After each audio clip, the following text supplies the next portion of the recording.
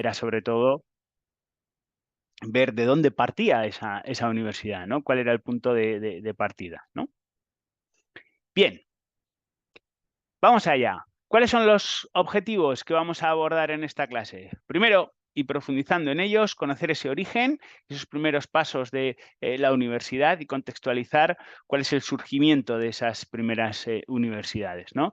A partir de ahí, vamos a analizar en profundidad tres de los grandes modelos de universidades europeas, ¿no? Y, por ende, pues cómo esos modelos se han ido permeabilizando, ¿no? En los modelos también americanos y latinoamericanos. ¿De acuerdo? Bien. Primera pregunta que les lanzo. ¿Qué es para ustedes la universidad? ¿Qué podría definir o cuál sería una definición de la universidad? Vale también la que hay en los apuntes, pero sí que les invito a reflexionar, ¿no? ¿Qué es para ustedes la universidad? Si alguien les preguntara esto, ¿qué dirían? ¿O cuáles serían un poco los pilares sobre los cuales sustentarían esa respuesta? ¿No? Vamos a animarnos, por favor. Vamos a animarnos a ir respondiendo a esta cuestión. ¿Qué es la universidad? Un recinto de generación de conocimiento. Muy bien. Formación integral. Muy buen calificativo. Uni el univer de conocimientos y aprendizaje. Bien, bueno, tenemos por una parte ese pilar, ¿no? De transmisión de conocimiento, búsqueda de conocimiento. Esa parte de formación integral, ¿podemos profundizar un poco más, Luz Angélica, en esa formación integral? ¿Qué abarca esa formación integral? Institución que ofrece programas de estudios, da títulos académicos, ¿vale? Centro de formación, profesionalización. Otra palabra complementaria, profesionalización, transformación de la sociedad. Perfecto. Institución que forma a personas de manera profesional. Muy bien. Jorge, Centro de Formación de Educación Superior, bien, en el que interactúan docencia, extensión, bien, la investigación. Jorge ha hecho una lectura profunda de los apuntes, va muy bien encaminado. Tres grandes características, ¿no? de esa definición de universidad. Docencia, extensión, investigación. Perfecto, muy bien. Bueno, pues vamos a ver esa definición que ponemos en los apuntes, ¿no? Y que es una definición extraída de Saramago, ¿no? Vamos a interpretarla, ¿no? Obviamente, la universidad es el último tramo formativo, es una educación superior, ¿no? Pero al final, ¿cuál es el objetivo de esa educación superior, ¿no? ¿Cuál es pues la esencia, ¿no?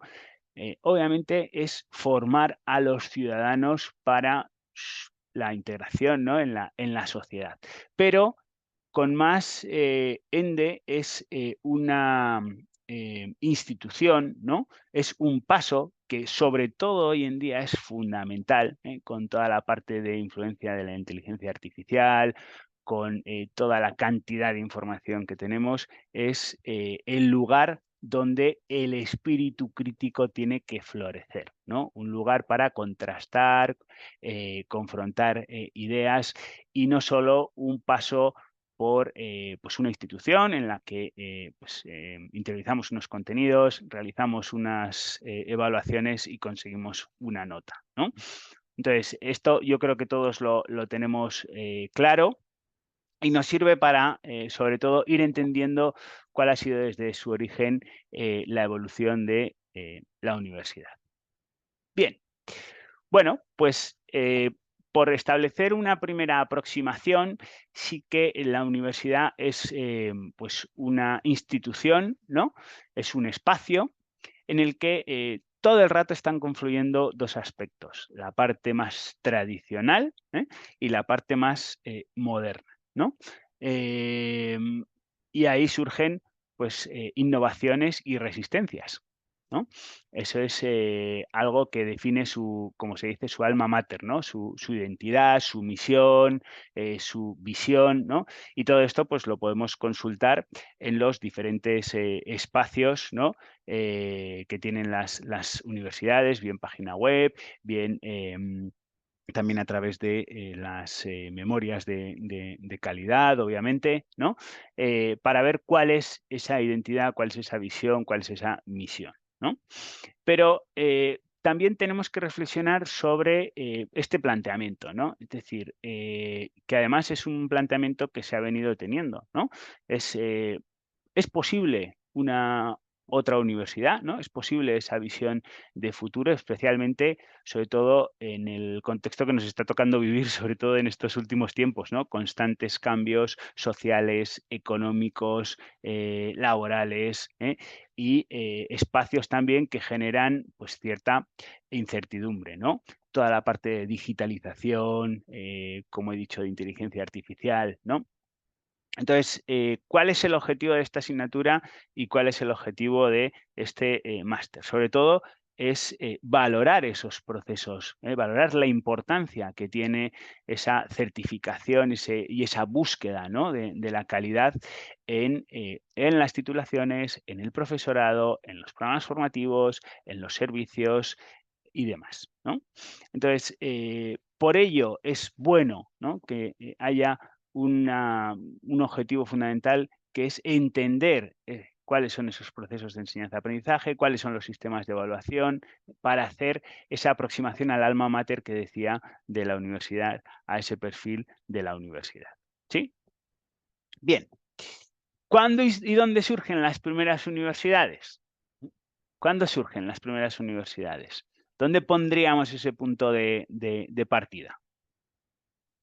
¿Dónde lo pondrían ustedes? Si alguien les preguntara, ¿cuál es el origen de la universidad? ¿Lo ponemos en la antigua Grecia?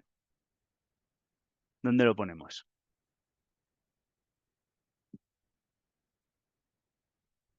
Alguien que me pueda responder. Pueden utilizar el audio para que sea más dinámico. Italia, tal vez, Polonia, París, ¿Perdón? Sorbona. ¿Perdón?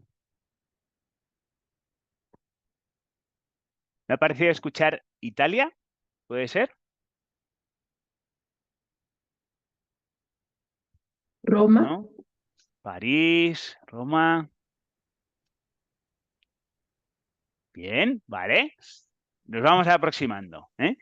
Bueno, en sí, esas son, eso es, las primeras universidades, ¿no? Las primeras instituciones. Están saliendo París, Bolonia, ¿no? Entonces, pero ¿de dónde surge todo esto? Bueno, surge de la necesidad de esa creación, esa búsqueda del saber, ¿no? Y eso, pues, surge sobre todo en el medievo, ¿no? Donde esas primeras universidades que estaban comentando ustedes, Bolonia, París, pues se están de alguna manera posicionando como el origen, ¿no? Pero ¿cuál es ese interés? Insisto, es la búsqueda del saber, ¿no? Entonces, a partir de esa búsqueda del saber empieza esa creación institucional, ¿no? Es decir, hay determinadas corporaciones, ¿no? Comunidades de gremios, de estudiantes, de profesores, también toda la influencia de la Iglesia, pues la parte más monárquica, de poderes civiles, de religiosos, ¿no?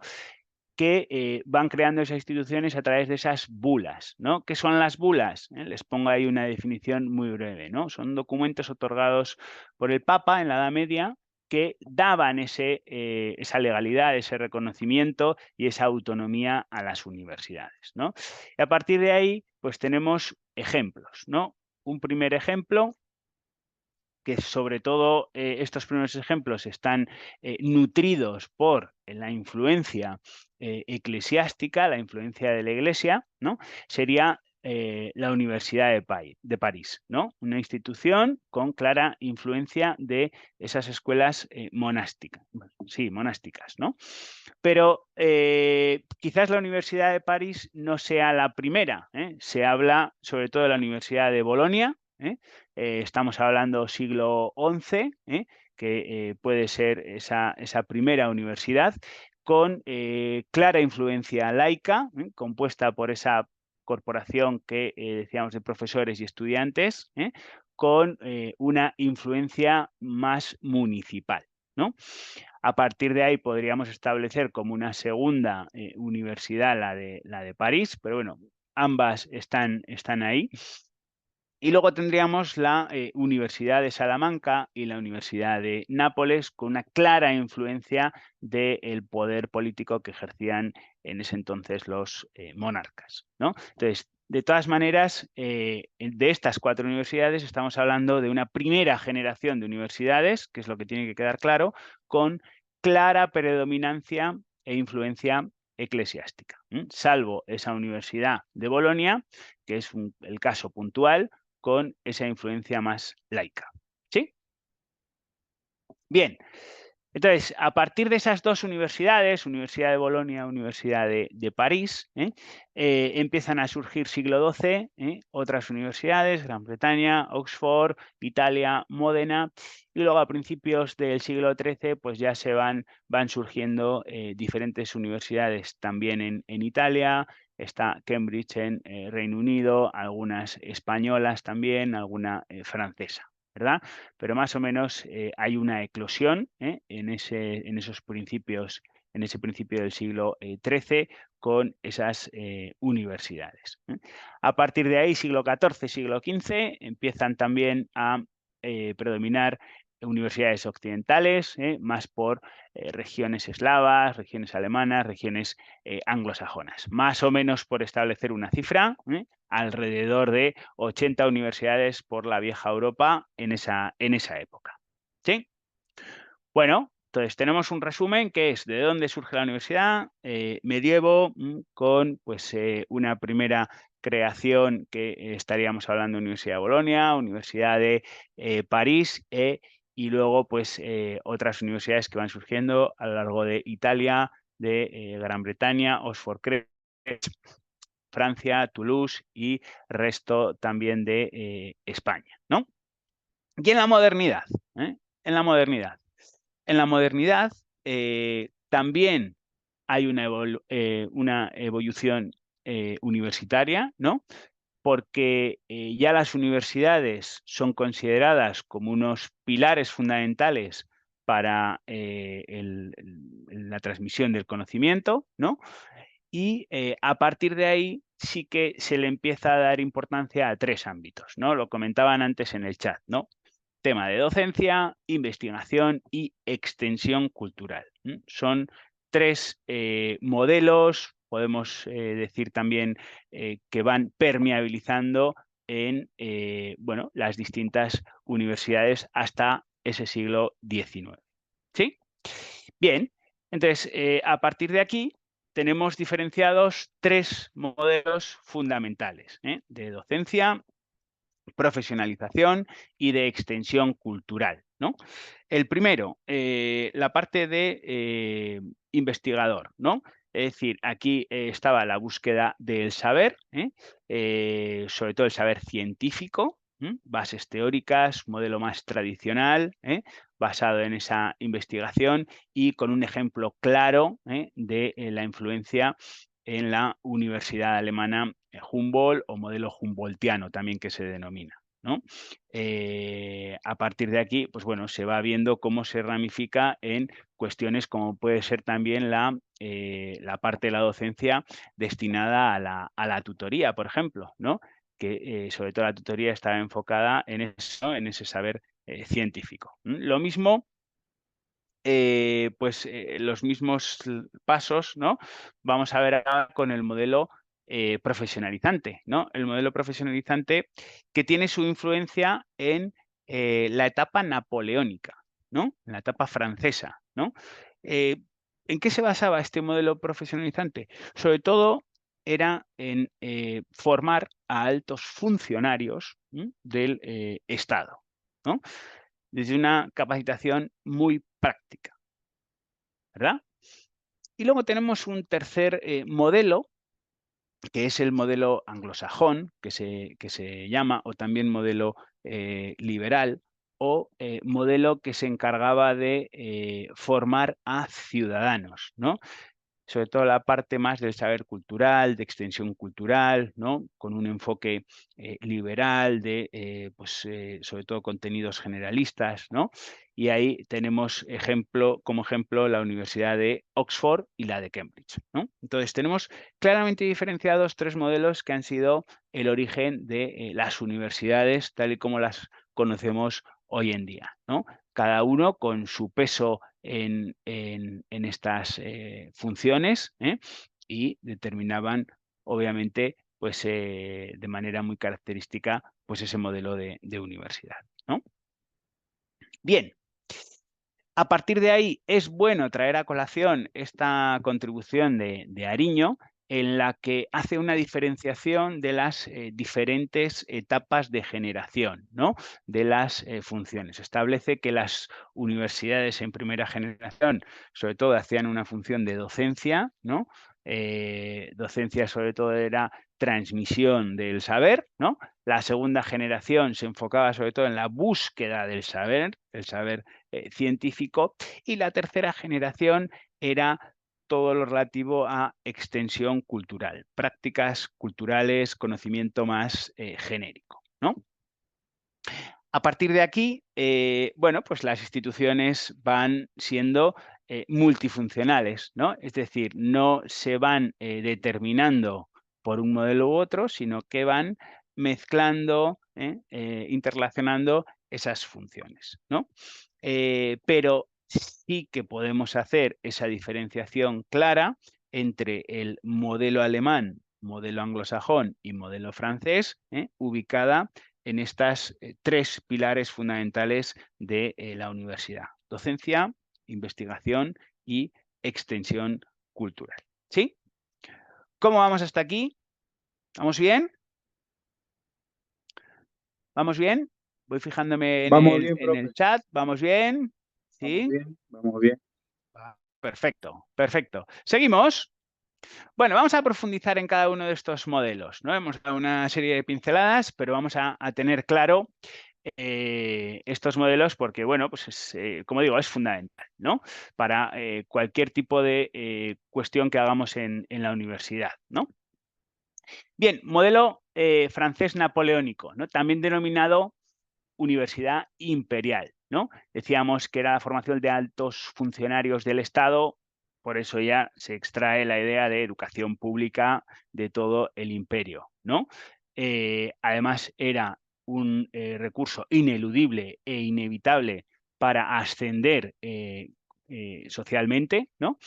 Y la parte, sí, esto sí que es relevante, y es que la parte de la investigación estaba desligada de la institución universitaria y se daba en academias, o lo que en este modelo se denomina Instituto de Altos Estudios. ¿Sí? Entonces, esa era una de las ideas fundamentales, que la parte de investigación estaba como independiente de la enseñanza. ¿Sí?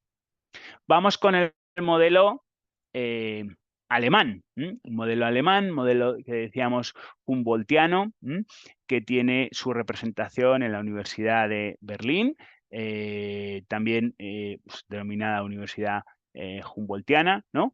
Que sobre todo se basaba, y la clave era la parte de investigación científica, la búsqueda del saber científico, ¿no? Entonces, a través de seminarios, a través de laboratorios, filósofos muy relevantes como Kant, como Hegel, como Karl Jaspers, que sobre todo trabajaban el ideal alemán, ¿no? El idealismo alemán, ¿no? Y despertar esa idea de ciencia en los jóvenes, ¿no? Pero también desde un sentido crítico, ¿sí? Y por último, vamos con el modelo anglosajón. Principal estandarte, el cardenal John Newman, que fue el primer rector de la Universidad de Dublín, 1854. Ejemplos de este modelo anglosajón: Oxford y Cambridge, con un claro marcado carácter liberal y generalista, y con una misión también muy definida, que era enseñar y transmitir conocimientos, ¿no? Sobre todo, antes que lo he mencionado, desde la perspectiva de la tutoría, sobre todo era formar en la moral, ¿no? Iba un poquito más en profundidad en la moral, en el ciudadano, en cuestiones también éticas, ¿no? Bien, por lo tanto, vamos a hacer un resumen. Tenemos modelo francés más encaminado a profesionalizante, más práctico, ¿no? Más enfocado hacia hacia un gremio, ¿no? Hacia una labor profesionalizante, ¿no? Modelo alemán, investigador, búsqueda del saber científico, y modelo anglosajón, cultura general, transmisión de conocimientos, y podemos también meter ahí toda la parte de formación del ciudadano, ¿no? También se denominaba mucho, como tenía la influencia de Oxford y Cambridge, de la educación del gentleman inglés, ¿no? Se solía denominar, ¿no? Para que también lo puedan recordar. Bien, bueno, pues a partir de ahí, de estos tres modelos, van, como hemos dicho, participando las diferentes universidades contemporáneas a lo largo de todo el siglo XX. Todo el siglo XX. ¿Sí? Bien, y a partir de ahí, ¿qué pasa con el modelo norteamericano y también con el modelo latinoamericano, ¿no?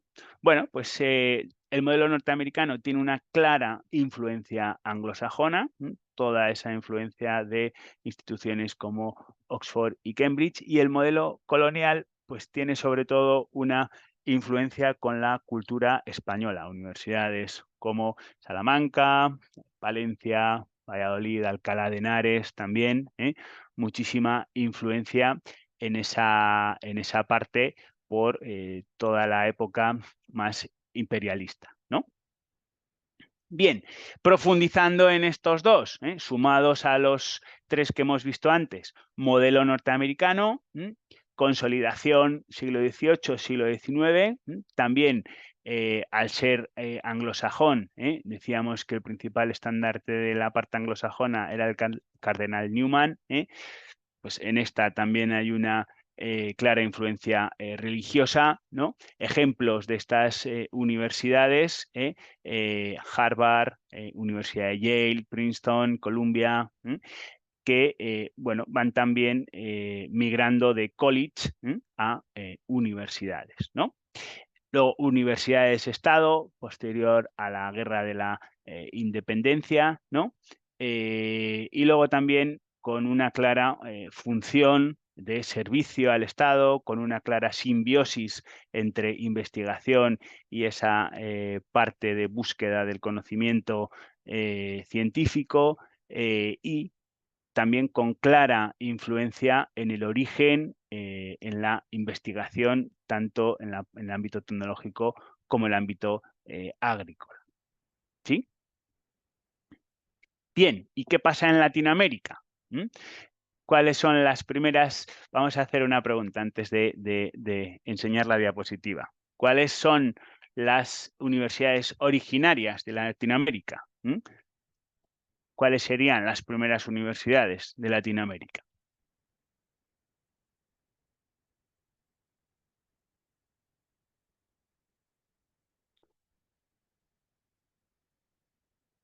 Muy bien, San Antonio de Abad de Cusco. Vale, perfecto. ¿Dónde primero llegó Colón? Universidad de San Francisco, la de Ecuador, la de Santo Tomás. ¿Vale? ¿Vale? Zulma, me ponías que lea por favor el chat. No sé si había alguna contribución anterior.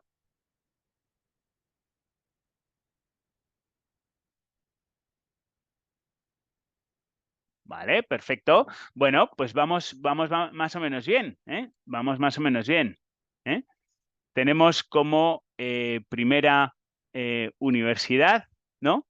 La establecida en Santo Domingo, en República Dominicana, ¿no? Mediante esa bula In Apostolatus Culmine del Papa Paulo XIII, También tenemos en Lima la Universidad Mayor de San Marcos, fundada por la Real Cédula del Emperador Carlos V, siendo esta la más antigua. Y luego tenemos en México, que también habían respondido, la Real y Pontificia Universidad de México, establecida también en 1553, que comenzó sus clases. ¿Sí? Entonces estábamos en lo cierto. Exacto. Muy bien, Zulma. Bueno, pues a partir de ahí sí que se identifica en este modelo colonial esa parte híbrida, ¿no? Que decíamos, ¿no? Esa parte más de influencia española, ¿no? Pero también con ciertos tintes profesionalizantes, ¿no? Del modelo napoleónico. Bien. Luego también tenemos que mencionar que a partir de del pasado siglo XX, hay un movimiento estudiantil, ¿no? Originario en Argentina, en la provincia de Córdoba, ¿no? En la Universidad Nacional de Córdoba, en la que se produce una revolución estudiantil, ¿no? ¿Cuál es el objetivo de esa revolución? ¿Cuáles son los principios de esa revolución? Pues sobre todo la búsqueda de democratización, de apertura de la institución y la búsqueda del carácter científico, ¿no? Y también desligarse de la parte imperialista y sobre todo buscar esa identidad más pues, del entorno, relacionada con el entorno social, más entre la simbiosis, ¿no? Entre la política y el entorno social, ¿no? Esa parte de identidad propia, decíamos, ¿no? De alma mater, ¿no? Que comentábamos antes. ¿Sí? Entonces, bueno, pues en resumidas cuentas, tenemos hasta ahora 3 modelos fundamentales: modelo alemán, modelo francés, modelo o educación napoleónica, por así decirlo, también modelo anglosajón, y luego tenemos modelo norteamericano, ¿no? Con clara influencia anglosajona, y modelo colonial, ¿no? Con clara influencia española, pero con ciertos tintes de la profesionalizante o del modelo napoleónico. ¿Sí? Bien, seguimos con el tema 2. Hasta aquí, dudas que tengamos, aspectos que quieran ver bueno, aspectos que hayan visto en los apuntes que puedan rescatarse para comentar.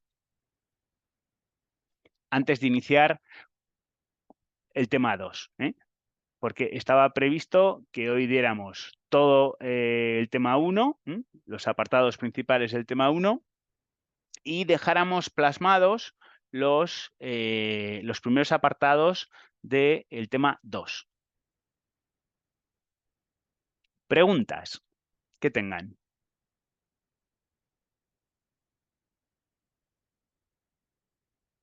¿Alguno ahora mismo sería capaz de explicar desde una definición de la universidad cuáles son los modelos fundamentales de universidad o los modelos originarios de universidad?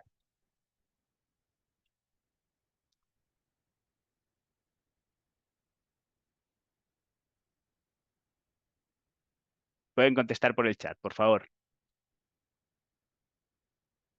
Si no, con el audio. ¿Quién podría explicarme los rasgos fundamentales, ya sin diapositivas y sin apuntes delante? ¿Cuáles son los rasgos fundamentales, por ejemplo, del modelo alemán?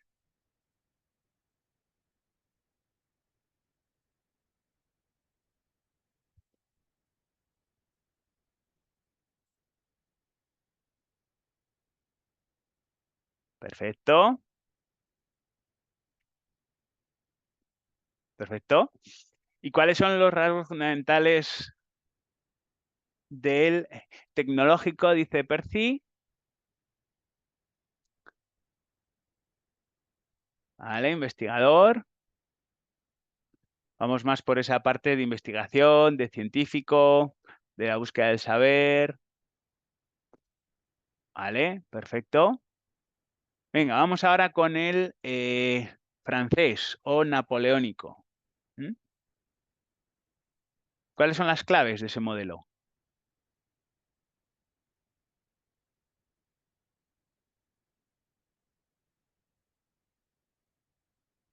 Más pragmático, más profesionalizante, muy bien.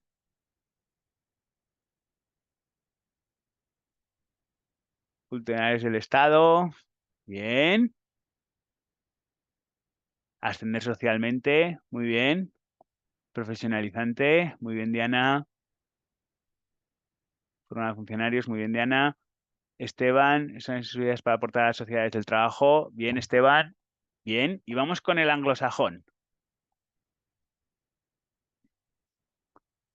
¿Cuáles serán las características fundamentales del modelo anglosajón?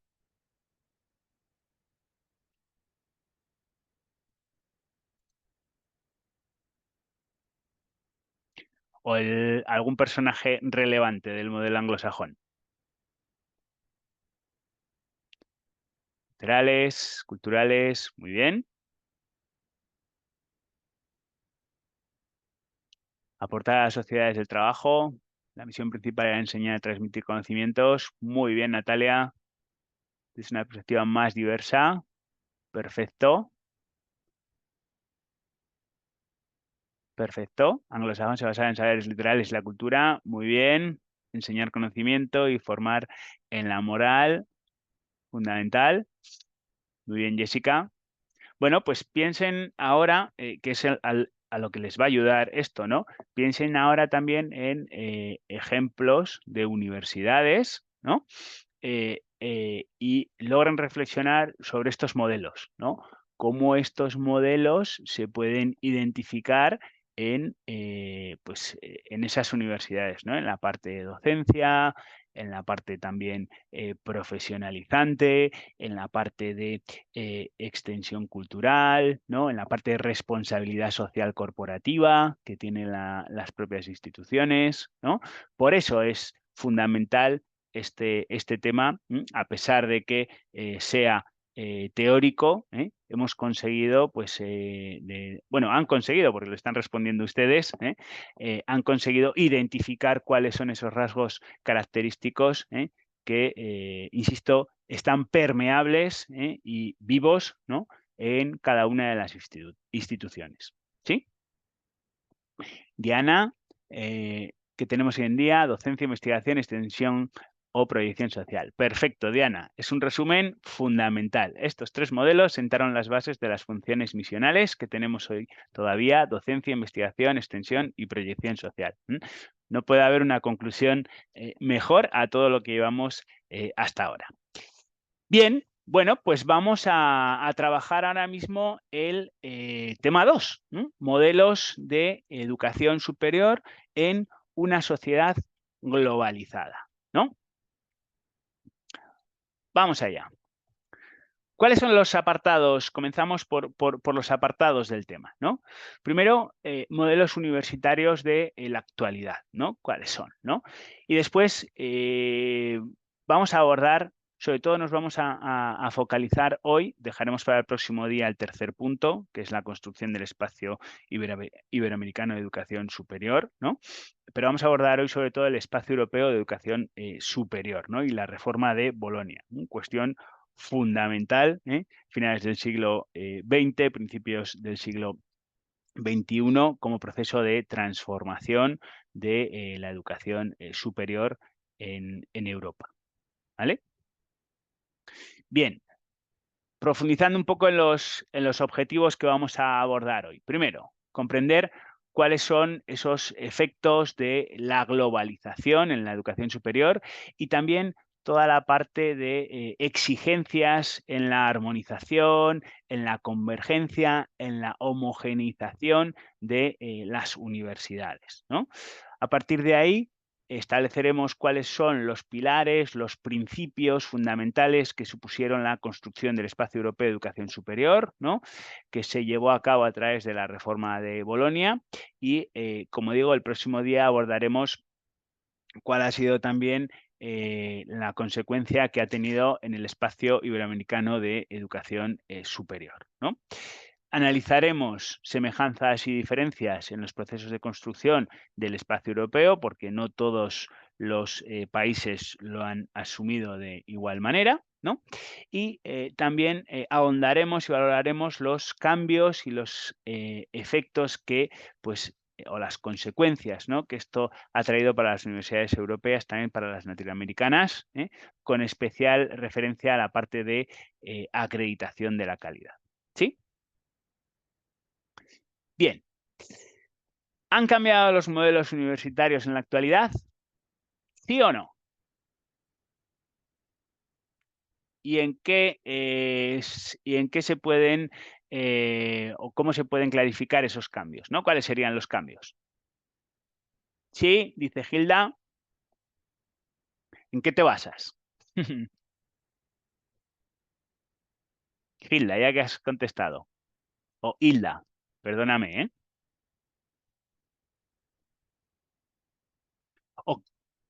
O reformulando un poco la pregunta, ¿no? ¿Qué factores creen que han contribuido a cambiar los modelos universitarios en la actualidad? ¿Qué grandes factores La han influido globalización. en estos cambios? La globalización. La globalización, efectivamente es uno de ellos. ¿Te llamas? José Limón. José, gracias, José. La globalización, fundamental. Tecnología, toda la parte de digitalización, transformación tecnológica, acceso a la información, flexibilidad curricular, la internacionalización, muy bien, avance tecnológico, muy bien. Además, bueno, pues en el contexto que nos ha tocado vivir en los últimos años, ¿no?, ha habido sobre todo pues cambios muy vertiginosos, ¿no?, muy bruscos. No solo toda la parte de digitalización, como puede ser ahora mismo toda la tendencia a la inteligencia artificial, ¿no?, que parece ser una carrera, ¿no?, en las instituciones de, pues en este caso también de educación superior, ¿no? Cómo está impactando en gran medida en las instituciones de educación superior.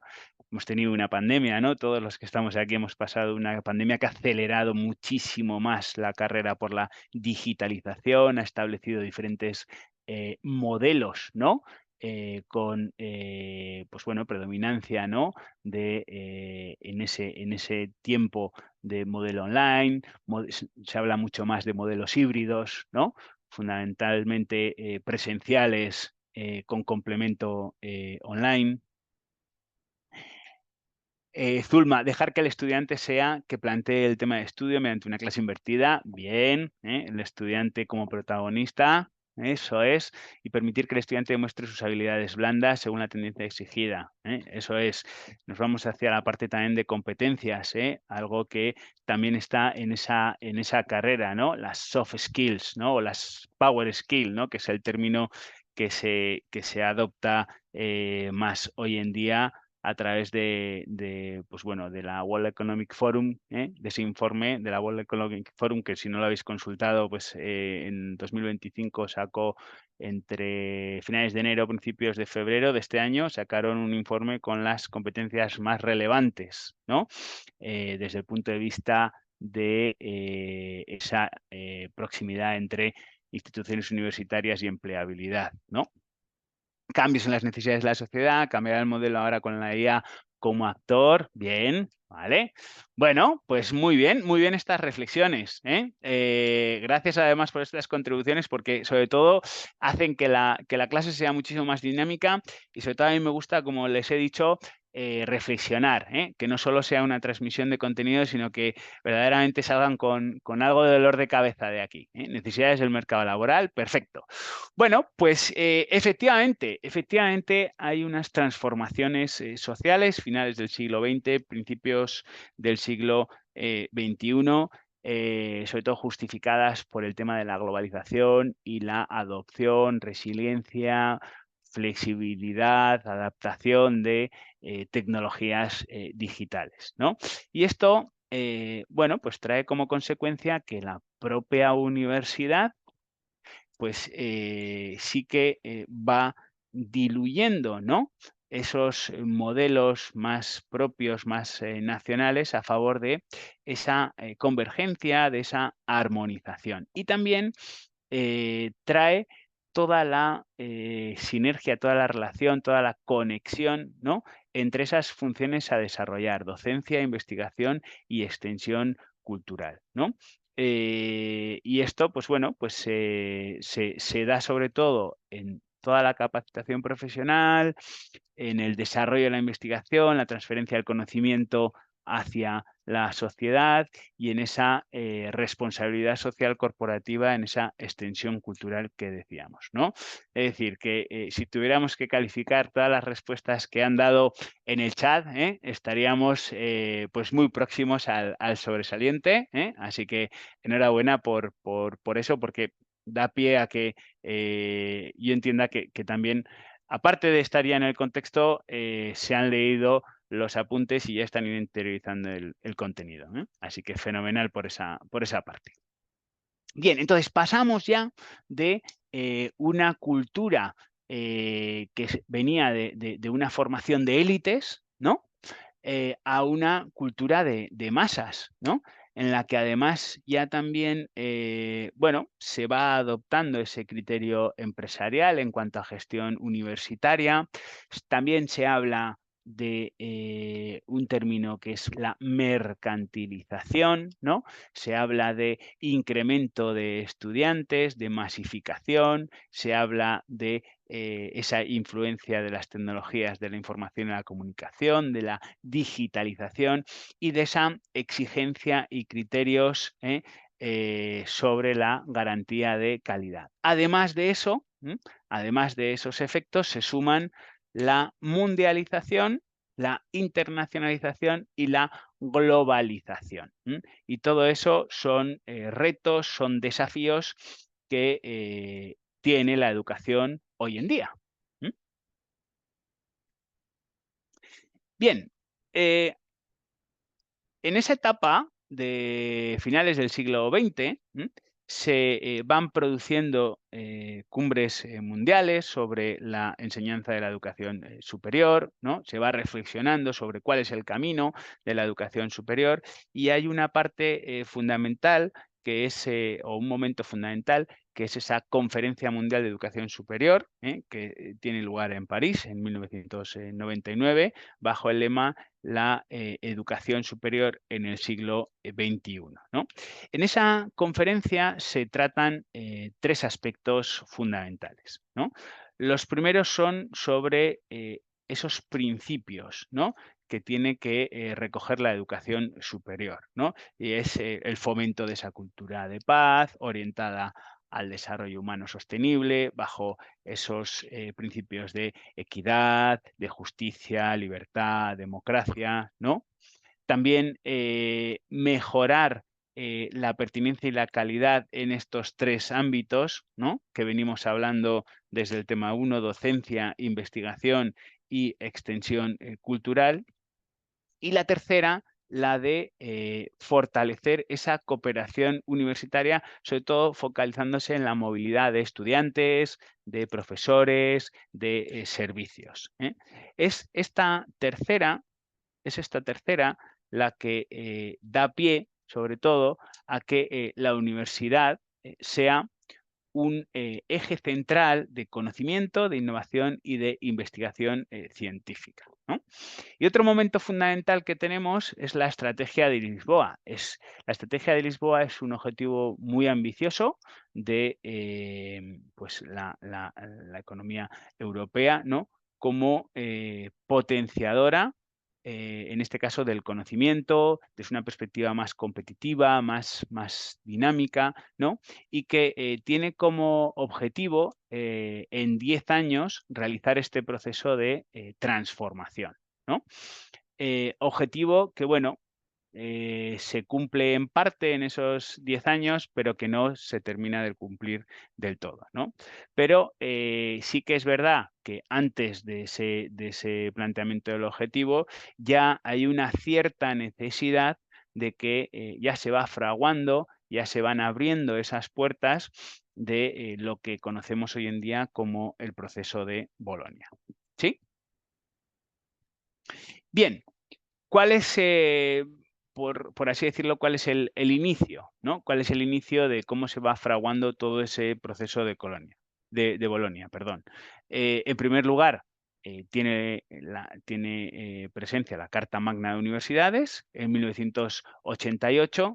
Ahí es donde, entre las universidades europeas se establecen los primeros principios básicos comunes, es posteriormente, 10 años después, en la declaración de la Sorbona en París, donde esos principios ya forman parte de un diseño, ¿no?, del sistema de educación europeo, y ya es cuando se plasma en una declaración, que es cuando ya se data el inicio del Espacio Europeo de Educación Superior, en 1999 con la Declaración de Bolonia.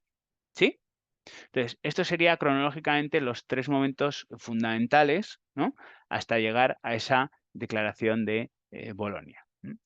Marco Antonio comenta que también hay que tomar en cuenta la Agenda 2030 adoptada por la Asamblea General de la ONU y los trabajos de la UNESCO. Efectivamente, Marco Antonio. Pero si tuviéramos que definir esos 3 momentos fundamentales, hablando del Espacio Europeo de Educación Superior y la reforma de Bolonia, tendríamos que comentar estos 3. Carta Magna de las Universidades, Declaración de la Sorbona y Declaración de Bolonia. ¿De acuerdo? Más o menos, además, por fechas, es fácilmente recordable. 88 Carta Magna, 10 años después ya se consolida en la Declaración de la Sorbona, y un añito después de esa Declaración de la Sorbona ya tenemos la Declaración de Bolonia. ¿Sí? Genial. ¿Cómo vamos hasta aquí? Perfecto. Perfecto. Seguimos. Bueno, si recogemos un fragmento literal de la reforma de Bolonia, vamos a extraer de ahí un poco cuáles son los principios, valores que recoge pues esta reforma, ¿no? Los tenemos ahí marcados en negrita, ¿no?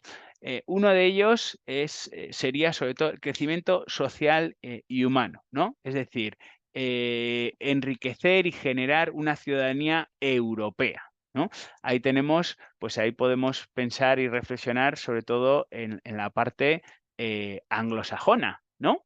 Teníamos, que veíamos en el tema 1, toda la parte anglosajona, ciudadano europeo, transmisión del conocimiento, todo el tema de la moral, ¿no? Bien, capaz de dar a sus ciudadanas competencias, ya empezamos con el tema de las competencias necesarias para afrontar los retos del nuevo milenio, ¿no? También enfocados a la parte más social, integración en la sociedad, ¿no? Estamos también hablando de valores, de cultura común. Vamos viendo un poco toda esa influencia de esa parte anglosajona en esta declaración de Bolonia. ¿Sí? Vemos ahora la utilidad, ¿no?, de reforzar esos contenidos en ese primer tema 1. ¿Sí? Bien. Bueno, pues la Unión Europea, a partir de esa reforma de Bolonia, pues va recomendando, ¿no?, a los sistemas, ¿no?, en cuanto a la educación superior, va recomendando las reformas de las instituciones, ¿no?, de los sistemas, ¿no?, para que haya, en este caso, pues una dedicación en cuanto a la calidad, en cuanto a la movilidad, una aceptación también de la parte de diversidad y una competitividad, ¿no? Entonces, bueno, los sistemas universitarios nacionales van asumiendo ese reto, pero, como decíamos, no en las mismas proporciones, ¿no? No en las mismas proporciones. ¿Por qué? Porque, bueno, existe en ese momento, pues, una decadencia de la Universidad Europea, ¿no? Y es un reto también toda la parte de asunción de la construcción de la nueva ciudadanía y de contribuir, ¿no?, a la sociedad del conocimiento. Pero sí que surgen unos documentos, unos informes, ¿no?, En este caso tenemos 3 ejemplos fundamentales. Uno es en España, que es el informe Brical, que es, sobre todo va enfocado a digerir muchísimo más, a recomendar esa adaptación del sistema español a toda esta exigencia del espacio europeo de educación superior. Lo mismo nos pasa con el informe Deering en Gran Bretaña y en las mismas proporciones con el informe Attali en Italia. ¿Sí? Son informes que, pues digamos, ayudan, o como he dicho antes, digieren muchísimo mejor, ¿no?, los posibles cambios a acontecer para aceptar o realizar esta reforma o alinearse con esta reforma de Bolonia. ¿Sí? A partir de aquí surgen muchísimas cumbres ministeriales y hay una etapa sobre todo de ajustes, ¿no?, de esos principios básicos del espacio europeo de educación superior, ¿no? Y ahí tenemos pues diferentes ejemplos de reuniones en diferentes cumbres, ¿no? Entre ellas, pues por ejemplo, la de Berlín del 2003, ¿no? Y demás reuniones que se establecen. Bien, concretamente en el caso de España, lo saco a colación porque creo que es interesante, ¿no?, ver cómo se va esto extrapolando y se va desarrollando en términos legislativos, ¿no? En España teníamos una ley, que era la Ley de Reforma Universitaria, datada de 1983, en la que ya se estaban trabajando diferentes apartados, entre ellos, bueno, se estaba aceptando toda la parte de modernización, se está dando una autonomía a la universidad, se estaba hablando de una nueva reestructuración en áreas de conocimiento, ¿no?, de departamentos, también se hablaba de reconversión del profesorado.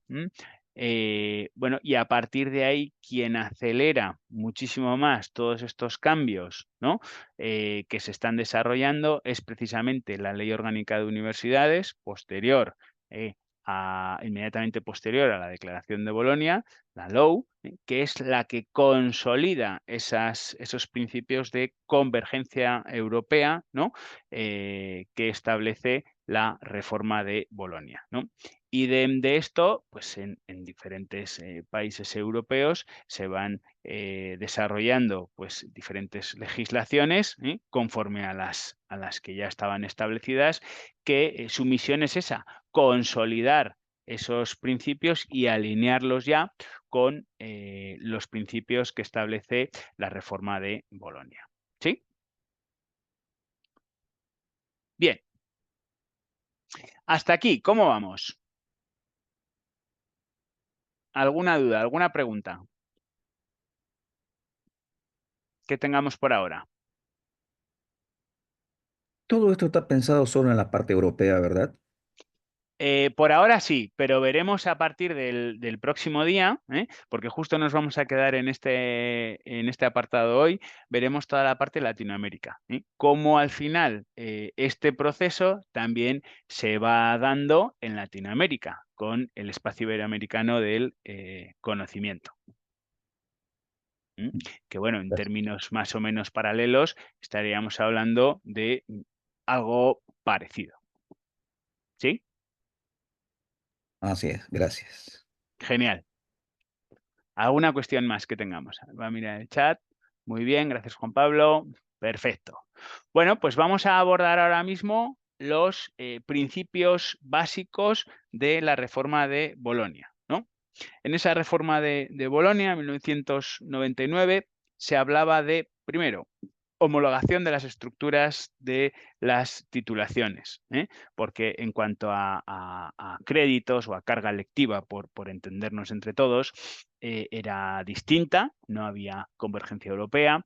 Incluso en cuanto a años, a temporalización de las titulaciones, tampoco había había integración, ¿no? Entonces, veremos ahora cómo se trabaja ese principio de homologación de la estructura de las titulaciones, ¿no? La decidida apuesta por la movilidad, ¿eh? Movilidad, pero claro, para hacer una movilidad tenemos que estar hablando de lo mismo, ¿no? Si yo, por ejemplo, voy a seguir mis estudios en otra universidad, pongamos del continente europeo, ¿no? O pongamos el caso de Latinoamérica, pues entendemos que tiene que haber una similitud en cuanto a estructura, carga lectiva, reconocimiento de pues, créditos, etcétera, etcétera, ¿no? Pero hay una apuesta decidida por la movilidad, ¿no? Hay una apuesta decidida también por la mejora de la capacitación de los egresados, ¿no? En este caso, focalizada sobre todo en la parte de competencias, ¿no? Hay un trabajo pues muy exhaustivo y muy importante por focalizarse hacia eso, ¿no? También en asegurar la calidad, ¿no? A través de las exigencias que establecen, ¿no? Pues asegurar la calidad mediante pues, agencias, ¿no? En este caso, pues podemos hablar de agencias como en el plano internacional en Latinoamérica, como perdón, en el plano norteamericano, como la DEAC, o aquí en España, como la ANECA, Agencia Nacional de Evaluación de la Calidad. Y también la parte de renovación de las metodologías docentes, es decir, ya no vale, ¿no? Una transmisión del saber desde un punto de vista autoritario o dictatorial, por así decirlo, ¿no? Sino que el profesor tiene que mutar hacia otro tipo de figura, ¿no? Una figura más de guía, más de dinamizador, ¿sí? Vale, entonces estos son los principios básicos, ¿eh? Son muy importantes, del espacio europeo de educación superior, la reforma de Bolonia, son los ejes fundamentales, ¿no? de esa reforma. Esteban, hablaríamos de alinear los perfiles de egreso, pero esto conllevaría alinear un plan regional de desarrollo, por ejemplo, lo que diga la UE. Bueno, hay unos criterios de exigencia, ¿no? Que hay que cumplir en mayor o menor medida, pero hay unos criterios. Entonces, estos son los criterios, ¿no? De los que se empieza a hablar, ¿no? Y sobre estos criterios, pues se empieza a trabajar legislativamente, como vamos a ver ahora, ¿no? Y cada sistema educativo tiene que permeabilizarlos en esa legislación y en el cumplimiento también tiene que estar las instituciones, ¿no? A través de sus sistemas de calidad, ¿no? Sistemas internos de calidad, a través también de la certificación de las agencias de aseguramiento de la calidad. ¿Sí? No sé si te he respondido a la pregunta, Esteban.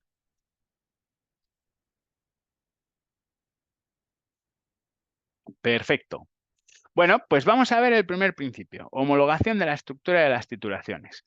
Bueno, como decía, pues los sistemas europeos había pues diversidad, ¿no? En cuanto a esto, sobre todo uno de los casos más diferentes era el caso español, y ahora se habla, ¿no? de títulos de grado compuestos por 4 años, ¿no? Que hacen un total de 240 ECTS distribuidos en 4 años.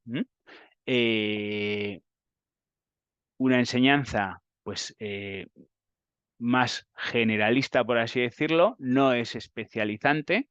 Para la parte especializante tendríamos que estar ya en el máster, que sería un complemento de entre 60 y 120 ECTS.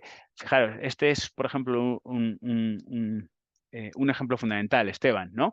Al final, que haya una directriz, ¿no? En este caso de ordenación, ¿no? De las enseñanzas, como puede ser también permeabilizada en una legislación, no significa que los másteres tengan que ser de 60 créditos, ¿no? Sino que hay cierto margen, ¿no? Pues esto nos va a pasar con determinados aspectos, ¿no? Hay obviamente una interpretación, pero hay unos mínimos y unos máximos a cumplir, ¿sí? Entonces, en este caso los mínimos serían los másteres, que serían 60 créditos, 60 créditos ECTS, más o menos un crédito ECTS equivale a unas 25 horas de formación. para que nos entendamos, ¿no?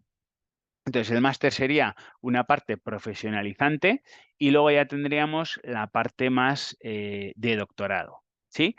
Allí en Latinoamérica estaríamos en un pregrado, si no me equivoco, ¿no?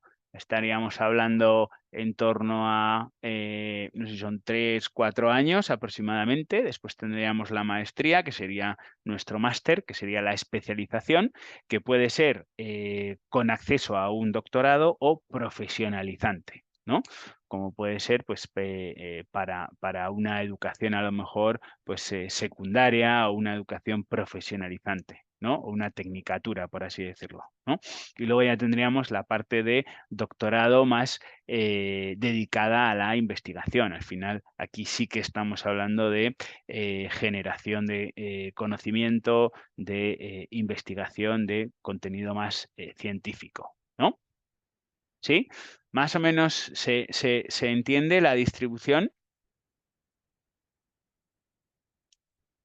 En España hablamos de lo que dicta el MECES, exactamente, el ministerio. Exactamente, Esteban.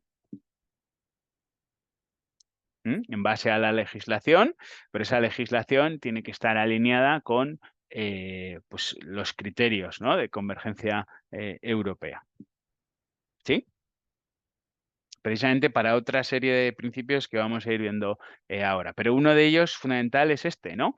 Si yo, por ejemplo, curso un grado en España, ¿no? Que pueda hacer, imaginaros que estoy en segundo curso, que pueda hacer mediante una movilidad un tercer curso y un cuarto curso, pues en una universidad italiana, en una universidad de Francia o en una universidad de Alemania, sin que sea tan engorroso pues la equiparación, ¿no? Por así decirlo. ¿Sí? ¿Se entiende? Entonces, todas estas enseñanzas oficiales, ¿no? En el ámbito de educación superior son las que me preparan, ¿no? para ese ejercicio profesional. ¿Sí? Entonces, bueno, ahí estamos hablando, hemos estado hablando de créditos ECTS, que es el sistema que se da en esta reforma de Bolonia. Se habla de créditos ECTS. Insisto un poco en la idea para tenerla clara de un crédito ECTS equivale a 25 horas de formación. De ahí que nuestras asignaturas, imagino que lo habrán visto en la programación del máster, pues puedan componerse en 4 créditos ECTS, en 6 créditos ECTS, y si no, nos vamos a lo mejor a la parte de prácticas tenemos algunos más, o si nos vamos a la parte de trabajo final de máster en este caso, ¿no? Nos podríamos ir a perfectamente 6 créditos ECTS o incluso a 12 créditos ECTS. ¿De acuerdo? ¿Sí? Vale. Cobra también importancia un proyecto piloto que se hace, que es el proyecto Tuning. Profundizaremos más adelante en las próximas clases sobre ello, pero sobre todo aquí lo que está enfocado es que es un proyecto para, sobre todo, la evaluación, ¿no? O poner foco en la parte de competencias. ¿Vale? Quédense con esa idea. Sobre todo en la parte de competencias.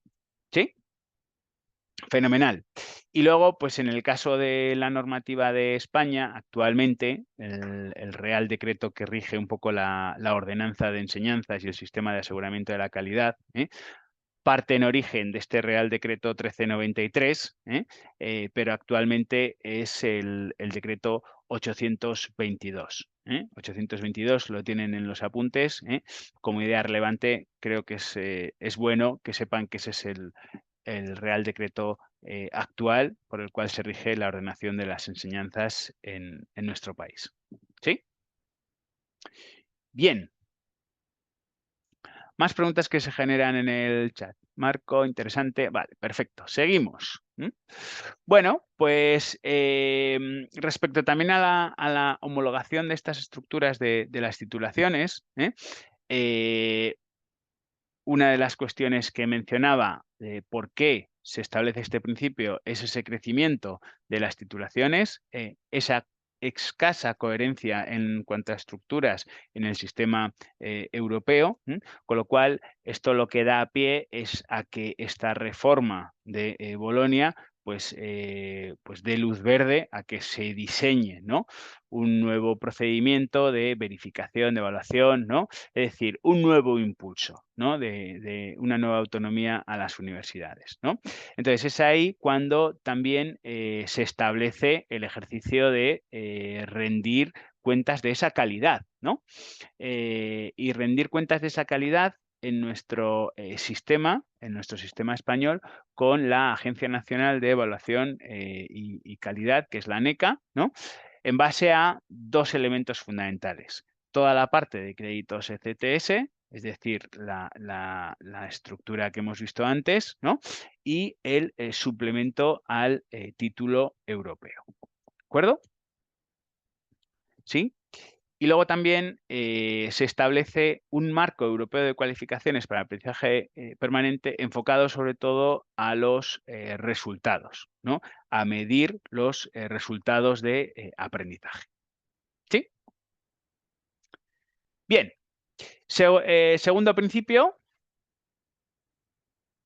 que es la apuesta por la movilidad. Seguramente les suene el programa Erasmus. ¿Sí? ¿Les suena? ¿De haberlo oído alguna vez? ¿No? Mm. ¿Sí? ¿Algo sí? ¿Vale?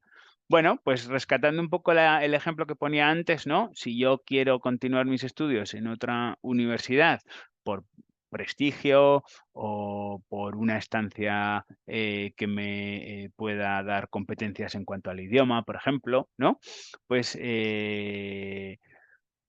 este programa lo que hace es fomentar esa movilidad, ¿no? Esa movilidad, que yo pueda iniciar obviamente cumpliendo unos requisitos, que yo pueda iniciar un estudio en una universidad y pueda culminarlo en otra, o hacer algún curso intermedio en otra, ¿no? Entonces, no solo a nivel de estudiantes, también a nivel de docente y a nivel de servicios. ¿Vale? Entonces, sobre todo, este programa pues lleva desde esa fecha de 1987. Sí que es verdad que no ha tenido la repercusión que se esperaba tener.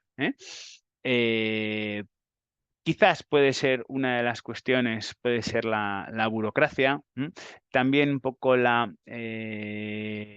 inseguridad, ¿no?, que causa en algunos docentes o en algunas estudiantes, sobre todo el tema de poder perder, ¿no?, parte de la trayectoria que llevan hecha, por ejemplo, en términos de buenos resultados, ¿no?, en sus programas. Bueno, puede ser una de las cuestiones, pero sí que es verdad que no ha tenido el resultado esperado, pero obviamente es una apuesta decidida del plan de Bolonia, el establecer esa movilidad de estudiantes, de profesores y de servicios, ¿sí?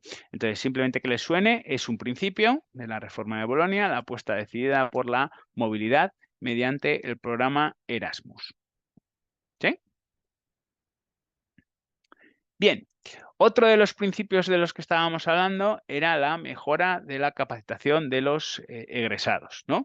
Y aquí siempre entra bueno, pues la eterna, ¿no?, la eterna necesidad de la simbiosis entre la universidad, pues el entramado empresarial, la sociedad, ¿no? Es decir, formar verdaderamente en pues, competencias, ¿no? Formar en aquellas cuestiones, ¿no?, que son necesarias, ¿no?, para la sociedad y para ese entramado empresarial, ¿no?, en la parte empleabilidad, ¿no? Bueno, pues es también uno de los principios de la reforma de Bolonia. ¿Y qué hace para eso? Pues sobre todo le da muchísimo foco, muchísimo protagonismo a la parte práctica, ¿no? No solo en las asignaturas, es decir, no solo estamos hablando de créditos prácticos dentro de la asignatura, ¿no? Sino que también estamos hablando de esas prácticas curriculares, es decir, dentro del programa del estudio, del título, también fuera prácticas extracurriculares y también los créditos, ¿no?, prácticos enfocados a ese trabajo de investigación, a ese trabajo final, proyecto, propuesta de intervención, lo que sea, ¿no?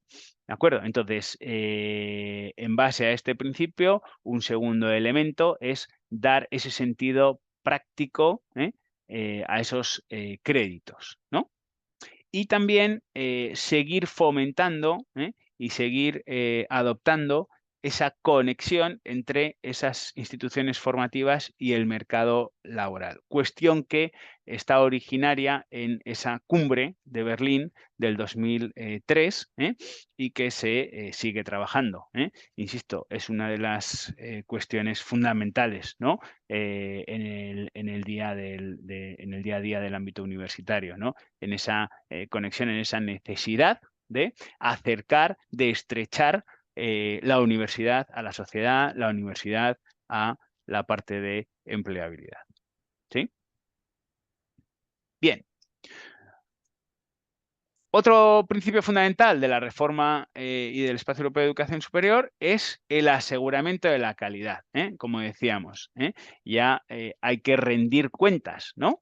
Y para hacer una educación de calidad para todos y para todas, pues hay que rendir cuentas en base a estos aspectos, ¿no? Si tuvieran que definir ustedes la calidad educativa, ¿qué dirían que es? ¿Qué dirían que es la calidad educativa?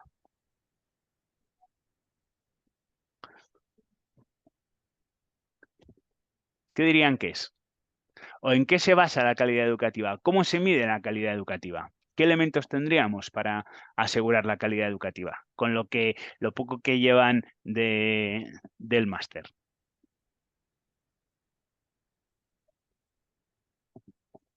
Venga, solo nos quedan 12 minutos de clase. Por el resultado final del producto, ¿no? O sea, si Bien, realmente te especializaste, iniciaste investigación. ¿vale? Resultado final, ¿vale? ¿Sí? Es un momento importante, resultado final, éxito, podríamos decir, ¿no? Podríamos traducirlo a lo mejor en número de aprobados, por así decirlo, ¿no? ¿Estaríamos en lo cierto? Podría ser un estándar de calidad. Más cosas que puedan definir qué es la calidad educativa. El cumplimiento de la propuesta de valor definida en el perfil de un programa. Bien. Aquella que satisface las necesidades formativas de los estudiantes. Bien. Una de las cuestiones es la satisfacción. Hay diferentes encuestas, ¿no?, de calidad internas. Se habla también de Net Promoter Score o índice IPN, ¿no?, de satisfacción de los estudiantes a través de diversos indicadores, ¿vale? Empleabilidad, es decir, tasa de empleabilidad una vez que salen egresados, procesos continuos, eso es, porcentaje de graduados que consiguieron trabajo, tiene que ver con la parte de empleabilidad, ¿vale? Bueno, pues la calidad en este contexto pues sigue 5 acepciones, ¿no? Es decir, la primera, sobre todo, se refiere a la parte de excelencia. Excelencia está vinculada a la conexión entre la parte investigadora y su contribución al conocimiento científico, ¿no? Es decir, una universidad no es una universidad, sino genera conocimiento científico, investigación, contribución investigadora, es decir, la parte docente también consiste en que a través de los grupos de investigación, ¿no?, pues siga generando conocimiento, ¿no? Publicaciones en revistas de impacto, publicaciones de calidad, ¿no? Y eso también se vea reflejado en pues la evolución, ¿no?, de las titulaciones y de las asignaturas, ¿sí? Entonces, primero es la excelencia. El segundo es la adecuación de los objetivos o la finalidad. En este caso, la consecución de las metas marcadas en los planes estratégicos de la universidad, ¿no? Lo comentaban por aquí, ¿no? Si yo tengo una serie de objetivos estratégicos, pues en qué medida se cumplen esos objetivos o esa finalidad que yo tengo, ¿no? ¿Vale? Entonces, segundo, objetivos y finalidad. Tercero, la parte de eficiencia, ¿no? Eficiencia enfocada a la utilización de los recursos, ¿no? Es decir, de los servicios ofrecidos por la universidad, ¿no? El ser eficientes en esos recursos también es sinónimo de calidad, ¿no? En los estándares preestablecidos, ¿no? Como cuarta, ¿no? Característica de la calidad. En este caso, sobre todo enfocada a los estándares de calidad que están reflejados en esas memorias de verificación, ¿no? Que están aceptados por la propia universidad y alineados, ¿no? Con los estándares exigibles, ¿no? En nuestro caso, por pues, la agencia, por ANECA, ¿no? Es decir, que pues, de acuerdo a una temporalidad, establece las diferentes auditorías y la agencia, que en este caso tiene competencia para aprobar o desaprobar titulaciones, ¿no? Es la que pues exige esos estándares, ¿no? Y el último tiene que ver con la transformación y el camino de mejoras, ¿no? Es decir, es la necesidad, ¿no? De buscar esas oportunidades de mejora, ¿no? De seguir innovando y de estar buscando necesidades de mejora, ¿no? Eso sería un poco las características en cuanto a qué entendemos por calidad educativa en una institución universitaria. Repito, excelencia, ¿no? Objetivos, finalidad, eficiencia de recursos, estándares preestablecidos, hablábamos de la parte de memorias, y la transformación y la mejora continua, el camino también y la innovación. ¿Vale? Eso sería la calidad, además de los complementos que ustedes han mencionado, ¿no? Procesos, resultados finales, ¿no? Pues al final la calidad es algo muy transversal, que también, pues bueno, se da en todos y cada uno que participamos en la institución universitaria de manera directa o indirecta, ¿no? Es decir, que no está enfocada a solo el estudiante y lo que el estudiante nos diga, ¿no? Sino que hay unos procesos que tienen que seguir una serie de criterios, una serie de requisitos, un cumplimiento de indicadores, una revisión, etc, etc. ¿De acuerdo? Bien, seguimos. Otro pilar fundamental era la renovación de metodologías docentes, ¿no? Y a partir de aquí surge ese Consejo de Coordinación Universitaria en el 2026, que sobre todo el objetivo que tiene es ese cambio, esa transformación, ¿no? De, como decía antes, ¿no? De esa manera de enseñar, ¿no? Más tradicional, ¿no? Más dictatorial, de transmisión simplemente de información, a un profesor animador, que guíe, que dinamice, que utilice metodologías activas, ¿no? Que cambie, ¿no? Esa forma de enseñar, ¿no? Entonces, eso también he recogido en esta reforma de Bolonia. Bien, ¿cómo consideran ustedes, con todo lo que llevamos hasta ahora mencionado, que acogieron los estudiantes esta reforma? La verdad que hasta ahora hemos mencionado todo cuestiones muy positivas, ¿no? Hemos dicho convergencia, armonización, homologación de titulaciones. Hemos hablado también de cambio un poco en la manera de enseñar, ¿no? En que el estudiante es el protagonista, ¿no? ¿Cómo consideran ustedes que vieron los estudiantes esta reforma? ¿La vieron positiva? ¿La vieron negativa? En coherencia un poco con lo que llevamos hablado hasta ahora. Posi- ¿Positiva? ¿Sí?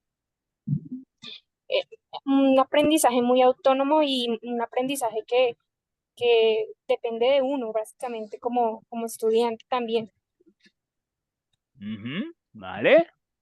Algunas universidades sintieron que perdieron autonomía. Y él marcó, a mi parecer, positiva. Bueno, pues muy positiva. Hay muchos tintes que son muy positivas con un proceso de adaptación. Exactamente, Jorge.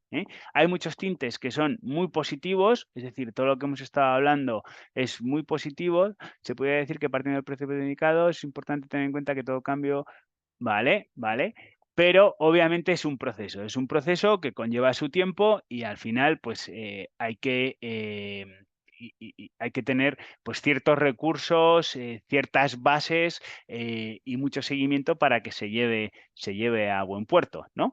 Bueno, pues la reacción de los estudiantes, ¿no? No fue tan positiva.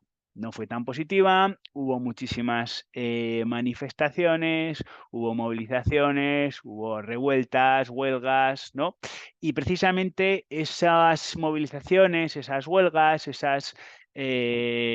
pues esas revoluciones, ¿no? Por así decirlo, se debieron a tres cuestiones fundamentales, ¿no? Y fueron estas tres. La primera era la falta de participación, ¿no? De los estudiantes en la elaboración de los planes de estudio. La unidireccionalidad y la poca participación estudiantil en esos planes de estudio, ¿no? La segunda justificación fue la ausencia, la carencia de becas, ¿no? Y también el encarecimiento de las tasas, ¿no? Un ejemplo de esas manifestaciones, pues lo ven en esas fotos, ¿no? En las que, bueno, pues todo el colectivo estudiantil no se sintió representado, a pesar de que, obviamente, pues hay, como decíamos, ciertas cuestiones positivas, pues había principalmente estas tres cuestiones que afectaban negativamente y que, pues los estudiantes consideraban que debían participar de ellas y tenían que reconsiderarse, ¿no? ¿Y cómo fue la participación de los profesores? ¿Positiva o negativa? ¿En la línea de los estudiantes o fue contraria?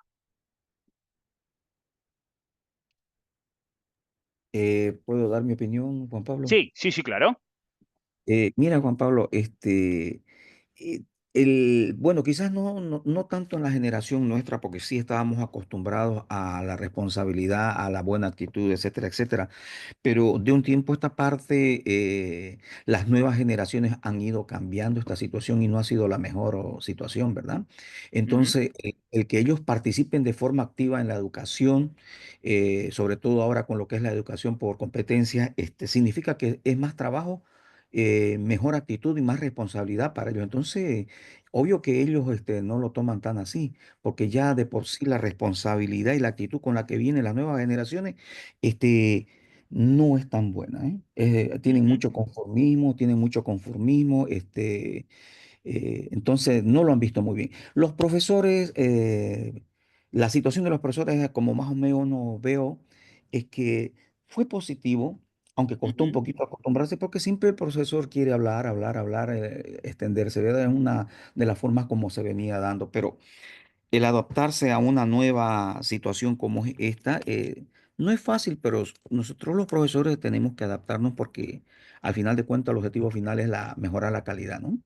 ujú, ujú. Vale, Entonces, vale. entonces también hubo cierta resistencia, pero había que hacerlo nomás. Ujú, vale. Entonces, conclusión, ¿cómo la cogieron los profesores? ¿Bien o mal?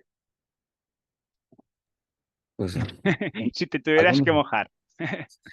mira, para mí fue bueno Vale. porque me gusta relacionarme, me gusta conversar, no me gusta hablar mucho, pero hay profesores que somos diferentes, pues no es lo mismo, ¿no? Ujú, vale, Hay de vale, todo. vale. Bueno, pues Zulma dice que las competencias exigen más rubro de calificación, la nota de actitudes para mí, bien. Vale. Bueno, pues los profesores, en general, perdón, en general tuvo apoyos, perdón, es que estoy con el chat, en general tuvo apoyos de una parte del profesorado, es decir, una parte del profesorado estaba alineado con esta perspectiva un poco más negativa del proceso de Bolonia y otra pues no estuvo de acuerdo con estas revueltas estudiantiles, ¿no? Los que estaban apoyando a los estudiantes, ¿por qué los apoyaban? Bueno, pues en primer lugar, era sobre todo por la falta de recursos para llevar a cabo pues esta transformación, ¿no? Es decir, los cambios que se habían planteado, ¿no? También porque la parte de burocratización de los procesos de acreditación suponían un trabajo extra para el propio docente, es decir, el hecho de realizar toda esa labor para el cumplimiento y las exigencias de indicadores, por ejemplo, ¿no? Pues suponían que eran funciones que en este caso pues, se sumaban a las de docente, ¿no? Y también por la parte de la devaluación de las titulaciones, es decir, toda la focalización en competencias sentían que ocasionaba una pérdida, ¿no?, de la parte de conocimientos, ¿no? Entonces, bueno, estas eran un poco, podemos estar de acuerdo o no, pero eran esas justificaciones que a una parte del profesorado pues le hicieron estar apoyando a esa parte, a esa perspectiva negativa que pues se vio reflejada en esas revueltas estudiantiles. ¿Vale? Bien, bueno, pues hasta aquí en la clase de hoy. Creo que hemos terminado a la hora y 32. Y ya de cara a la semana que viene vamos a ir con lo que me preguntaba antes un alumno, no recuerdo quién era, pero me preguntaba, ¿no? ¿Y esto en Latinoamérica cómo ha sucedido, ¿no? O qué proceso similar ha acontecido en Latinoamérica, ¿no? Pues eso es lo que empezaremos a abordar el próximo día, ¿no? La clase del próximo día va a ir dedicada íntegramente a el espacio de educación superior de Latinoamérica, ¿no? Entonces ya empezaremos desde ahí, que es justo la segunda parte del tema 2, ¿no? Y es donde focalizaremos esa clase, ¿no? Y luego ya nos iremos para dentro de 2 semanas con la clase del tema 3. ¿Sí? ¿Dudas hasta aquí? Aspectos que queramos mencionar, aunque no se hayan leído los apuntes o cuestiones que hayamos trabajado hoy en la clase. De todas maneras, les recuerdo que tienen material complementario en el campus, todas esas ideas claves, también tienen la parte de a fondo, tienen más bibliografía para consultar, ¿no? Y luego tendremos también la clase de resolución de dudas de los 3 primeros temas, a disposición también, clase de 45 minutos para un poco refrescar todas estas ideas que llevamos hoy, ¿no? Hoy, sobre todo, fundamentalmente, hemos visto los modelos de universidad, hemos trabajado esos 5 modelos, ¿no?, de universidad, y luego también hemos reforzado toda la parte de Espacio Europeo de Educación Superior y la reforma de Bolonia. Esas son las temáticas que hemos abordado hoy. ¿Sí? ¿Alguna cuestión? Jorge Luis me pone resistencia al cambio, sin embargo es necesario entrar en la dinámica que exige el sistema y el entorno. Fenomenal. Perfecta reflexión, Jorge Luis. Cuestiones que tengamos pendiente. Todo muy bien, gracias. Fenomenal.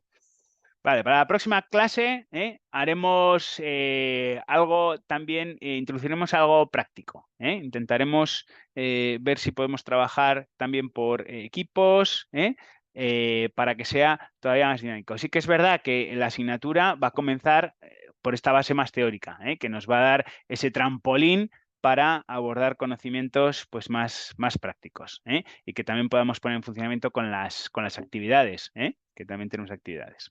¿De acuerdo?